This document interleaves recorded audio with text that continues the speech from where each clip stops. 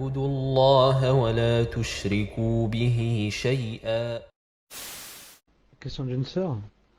En France, l'État dispose d'un organisme qui aide ceux qui ne dépassent pas un certain salaire pour leur logement.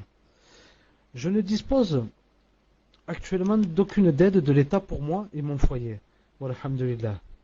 Cependant, j'aimerais savoir si ce que je souhaite vous demander est permis.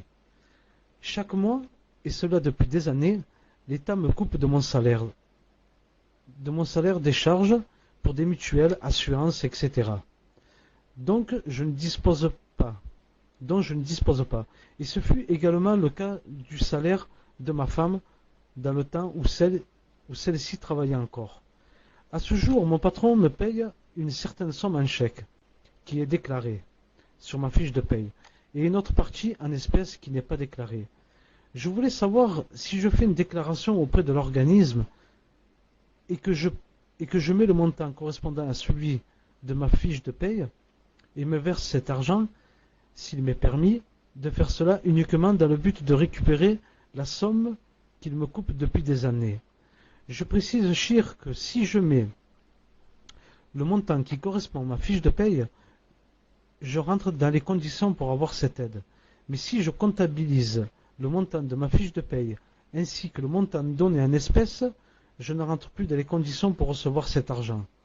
C'est pour cela que je voulais savoir si c'était permis dans le but de récupérer cet argent que l'État a coupé de nos salaires.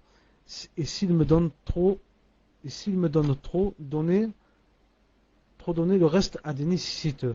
Barakallahu fikum, Cheikh. Posé, il y avait beaucoup, tu m'entends, il y avait beaucoup de coupures. Il y avait beaucoup de coupures et je n'ai pas bien compris la question. Mais je te dis en général, et je dis à cette personne aussi qui m'entend, quand quelqu'un travaille dans un organisme ou bien dans un état où à chaque mois on lui prend de sa paye, sans qu'il le veuille. On lui prend des charges ou bien je ne sais pas quoi, pour la mutuelle, pour je ne sais quoi, pour la retraite, pour. Maintenant, si après, on va par exemple l'aider à payer des médicaments, si on va faire une opération, si on va l'aider pour des choses, et on lui donne de l'argent, c'est permis de prendre cet argent. Pourquoi? Parce que c'est ton argent en fin de compte. Ça fait des années que tu donnais de l'argent ou alors qu'on te prenait de l'argent. C'est un peu comme la retraite.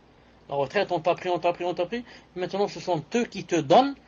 S'ils vont te donner plus qu'ils n'ont t'ont pris, ça ne fait rien car c'est l'État. L'État doit aider le citoyen en islam. Doit lui donner une maison, doit lui donner une paye, doit lui donner une monture. Donc c'est même s'il me donne plus qu'il m'a pris, ça ne rentre pas dans la loterie. Et déjà, il m'a pris de force. Il ne m'a même pas demandé mon avis. Maintenant, j'ai pas bien compris ce que voulait dire ici le frère en disant si je signe le chèque, j'ai pas compris. Mais si c'est maintenant, il y a un moyen, il va faire quelque chose pour pour se rembourser son argent. Si c'est comme ça, c'est permis. Si on lui a pris de l'argent et maintenant, je ne sais pas ce qu'il va faire, quelque chose, pour rentrer son argent. Pas l'argent de la société ou là. Dans ce cas, Inch'Allah, si ce qu'il fait, il ne le fait pas d'une façon où il y a mensonge, où il y a trucage, où il y a, il est en train juste de faire rentrer son argent, c'est tout. Sinon, on en reparlera, Inch'Allah Ta'ala, dans le prochain cours, parce que quand ça tarde comme ça, il y a toujours des coupures dans le salon. سبحانك اللهم وبحمدك اشهد ان لا اله الا استغفرك واتوب اليك السلام عليكم ورحمه الله وبركاته